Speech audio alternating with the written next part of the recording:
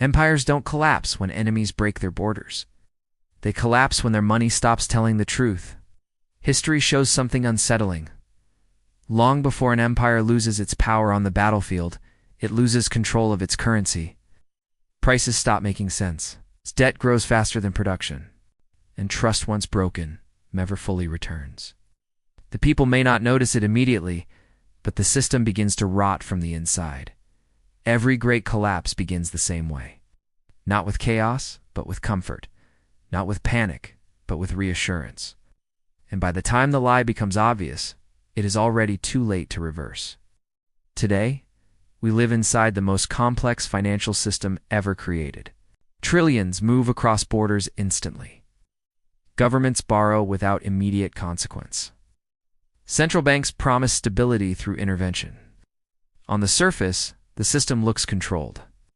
But history warns us that complexity does not prevent collapse, it hides it. When money stops reflecting reality, societies lose their ability to make rational decisions.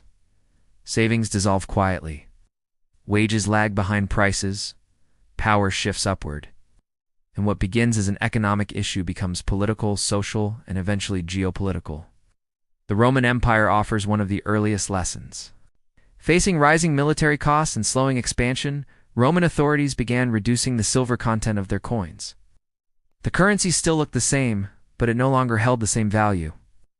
Over time, inflation spread, trade weakened, and public trust eroded.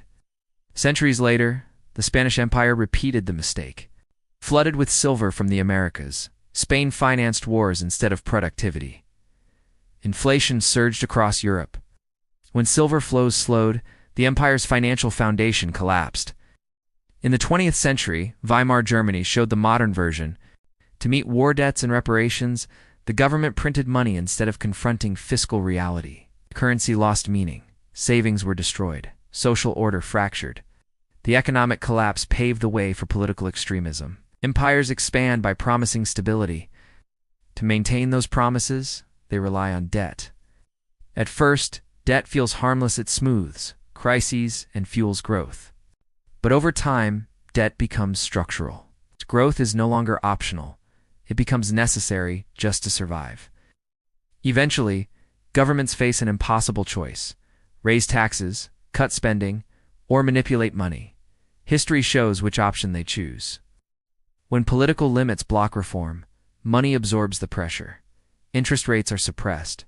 Currency supply expands. Asset prices inflate. And slowly, the system begins to lie. Money is supposed to be a signal.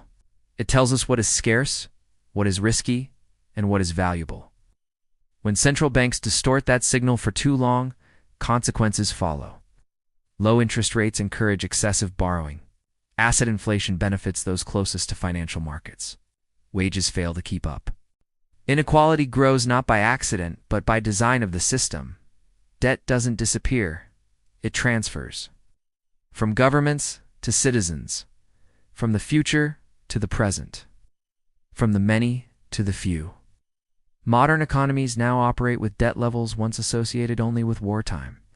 Central banks intervene constantly to prevent market instability. Each crisis is managed, but never resolved. Reserve currencies add another layer of risk. When a nation's currency becomes global infrastructure, its financial policy becomes a geopolitical weapon. Sanctions, reserve freezes, and payment controls may be effective short-term tools, but they accelerate long-term fragmentation. History shows that no reserve currency lasts forever. This is not conspiracy. It is incentive. Governments seek stability. Central banks seek control. Financial institutions seek returns. Each acts rationally within their role. Together, they build a system that prioritizes short-term survival over long-term truth. Institutions like the IMF, BIS, and World Bank openly warn about unsustainable debt and asset bubbles. The danger is not ignorance, it is delay. Once trust weakens, the system accelerates toward instability. Inflation forces tighter policy. Tighter policy strains debt. Markets react violently. Political pressure increases. Each solution creates the next problem. Empires don't fall suddenly. They stretch, weaken, and then fracture. Here's the truth history makes unavoidable. Empires do not collapse because money fails.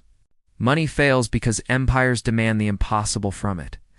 They ask currency to fund unlimited promises, hide risk, and preserve power without cost. Eventually, reality reasserts itself. Collapse is not chaos. It is correction. Money is a mirror, reflects the health of a civilization. When that mirror is distorted, societies lose direction. By the time the reflection becomes clear again, the structure behind it has already changed. Empires fall not when money weakens, but when they stop listening to what money is trying to say.